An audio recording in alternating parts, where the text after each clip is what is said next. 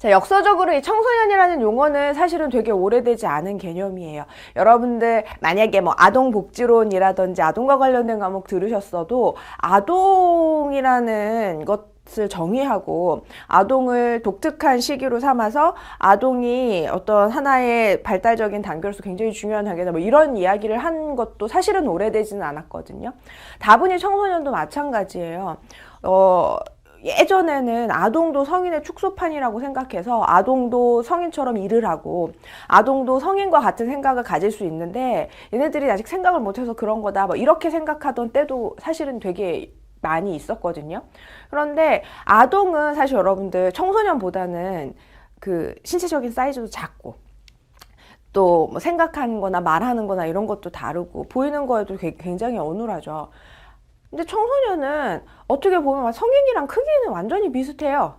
그리고 성인들과 다를 게 없어요. 겉으로 볼 때는. 그러니까 당연히 이 청소년들을 생각할 때 그렇게 성인이랑 따로 떼어서 생각해야 하나. 또는 아동과 좀 같이 봐야 하나. 뭐 이런 다양한 생각들을 하게 된 거죠. 그래서 청소년을 따로 떼어서 본 적은 없었던 것 같아요. 근데 여러분들, 이렇게 단적인 예로 볼 수 있는 게 뭐냐면 여러분들 예전에 지금은 이제 소아청소년과라고 해가지고 우리가 아이들이 병원 갈 때 소아과랑 청소년과를 합쳐서 소아청소년과라고 하잖아요. 그런데 불과 몇 년 전까지만 하더라도 어른들은 내과를 가면 됐고 아이라고 생각하는 애들은 소아과를 가면 됐어요. 그런데 청소년들 중학교, 고등학교 애들은 소아과를 가야 할지 내과를 가야 할지에 되게 갈팡질팡했었죠. 지금은 아예 청소년이라는 이야기가 소아청소년과로 소아과 선생님들이 이렇게 개원을 하실 정도로 소아청소년들은 소아청소년과, 그 다음에 이제 성인들은 내과 이렇게 해서 이렇게 별거 아닌 것 같지만 작은 용어들 하나하나, 입장들 하나하나, 관점들 하나하나에서도 이 청소년이라는 것들이 이제서야 막 개념이 우리 머릿속에 들어오고 있다 이렇게 생각되는 것 같아요. 그래서 오래되지 않은 개념입니다. 그래서 농경사회에서 인간은 어른 그리고 아이 이렇게 두 가지로만 구분이 되었었어요.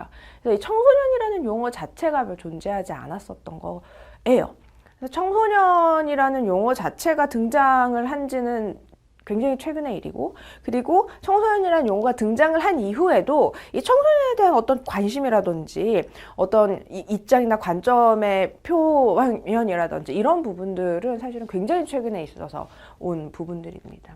그래서 산업혁명 그리고 의무교육의 등장 이런 것들은 우리 인간의 발달 단계 전체에서 청소년기를 굉장히 고유한 발달 시기로 인식을 하게 되고 이에 결정적인 역할을 하게 되었죠. 그래서 이 산업화 자체가 사실은 굉장히 그 교육받은 노동력을 필요로 했어요.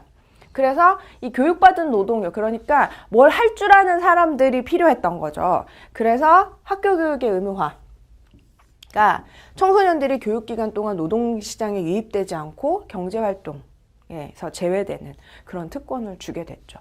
만약에 여러분들 산업화가 이루어지지 않았다면 아이들은 그냥 계속 일을 하고 있었을지도 모르고 그다음에 의무교육, 뭐 교육 이런 거 받지 않았을지도 몰라요. 근데 이런 이제 시대적인 흐름에 따라서 아이들이 공부를 하게 됐고, 그리고 여기에서 이제 좀 고 청소년기 시기에 이제 노동이라는 것들을 하지 않게 된 거죠.